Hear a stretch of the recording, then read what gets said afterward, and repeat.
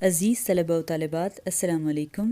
میں عائشہ شفیق جماعت ہفتم اردو لٹریچر کی اسائنمنٹ کے ساتھ army public school and college system Attock cantt کی جانب سے APSACS online support program میں آپ کو خوش آمدید کہتی ہوں۔ عزیز طلباء، سبق کی بلند خوانی اور اس کو اچھی طرح سمجھ لینے کے بعد ہم سوال نمبر 1 پر تبادلہ خیال کر چکے ہیں۔ اب آتے ہیں سوال 2 سے لے کر 8 تک کی وضاحت کی طرف، لیکن اس سے پہلے سبق کا ایک تعارف۔ ہماری کتاب ہے سریر خامہ، سبق شعر آیا شعر آیا، صفحات 94 سے لے کر 96 تک۔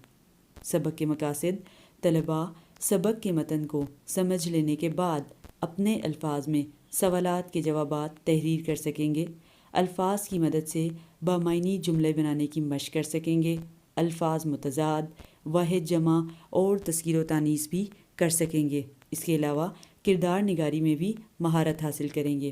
کامیابی کا معیار: سوالات سے متعلق صرف ضروری معلومات جواب میں تحریر کریں، الفاظ سے بنائے گئے جملے بامعنی اور گرامر کی روح سے درست ہونے چاہئیں۔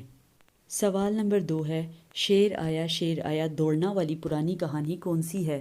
اپنے استاد سے گفتگو کیجیے۔ یہ آپ پہلے پڑھ چکے ہیں کہ ایک گڈریا تھا جس نے جھوٹ بول کر اپنے گاؤں کے لوگوں کو پریشان کیا اور ڈرایا کہ شیر آ گیا، اور جب گاؤں کے لوگ لاٹھیاں لے کر آئے تو دیکھا کہ شیر تو تھا ہی نہیں اور گڈریا ہنس رہا تھا، اور آخر ایک دن شیر واقعی آ گیا اور حملہ کیا اور اس کی ساری بھیڑ بکریوں کو کھا گیا۔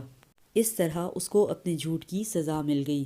سوال نمبر 3 ہے، درج ذیل الفاظ اور محاورات کو اپنے جملوں میں استعمال کریں۔ پہلا ہے پنچایت، پھر خواہ مخواہ، جڑی بوٹیاں، افواہ، رہے سہے، سر پھرنا، بھگدڑ مچنا، آنکھوں میں خون اترنا اور دانت پیسنا۔ آپ نے ان الفاظ اور محاورات کو جملوں میں استعمال کر کے درست جملے بنانے ہیں۔ پھر ہے سوال نمبر 4، سبق کے متن کو مد نظر رکھتے ہوئے درست جواب چن کر خالی جگہ پر کریں۔ نمبر 1 ہے، بہت دیر تک وہ اپنا ڈیش پھاڑتا رہا، کاغذ، کرتا یا گلا۔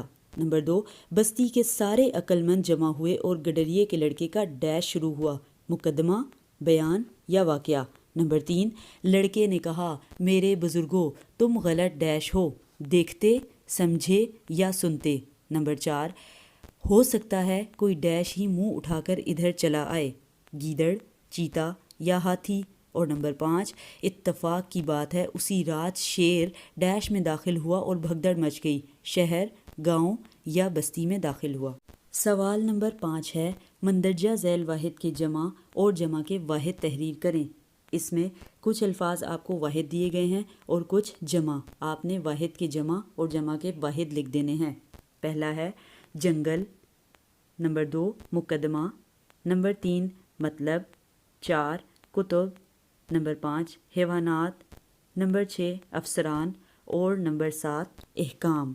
سوال نمبر 6 ہے، مندرجہ ذیل الفاظ میں سے مذکر اور مؤنث بولے جانے والے الفاظ الگ الگ تحریر کریں۔ اب آپ نے ان الفاظ میں سے جو الفاظ مذکر بولے جاتے ہیں ان کو الگ لکھنا ہے اور جو الفاظ مؤنث بولے جاتے ہیں ان کو الگ لکھ دیں گے۔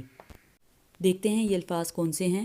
پہاڑ، دیوار، شکار، انتظار، خیرات، لمحہ، تصویر، وار، افواہ اور پنچایت۔ سوال نمبر 7 ہے، دیے گئے جملوں کو آسان فہم انداز میں تحریر کریں۔ نمبر 1، چلا چلا کر اس کا حلق سوکھ گیا۔ نمبر 2، اس کا جرم یہ تھا کہ اس نے غلط خبر دی اور بستی کے لوگوں کو خواہ مخواہ پریشان کیا۔ نمبر 3، یہ افواہ تھی۔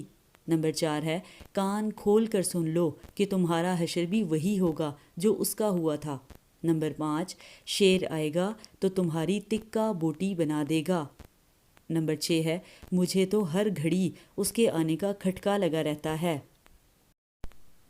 آپ نے ان جملوں میں سے ہر جملے کو آسان فہم انداز میں تحریر کرنا ہے۔ پھر ہم آتے ہیں اپنے سوال نمبر 8 کی طرف۔ سوال نمبر 8 ہے، سبق میں سے 3 ایسے الفاظ تلاش کر کے تحریر کریں جن میں لہجے استعمال ہوئے ہوں۔ آپ نے 3 ایسے الفاظ تلاش کرنے ہیں اور تحریر کر دینے ہیں۔ عزیز طلباء، امید ہے کہ آپ کو آج کا سبق سمجھ آ گیا ہوگا اور آپ اپنا کام مکمل کر لیں گے۔ شکریہ۔ اللہ حافظ.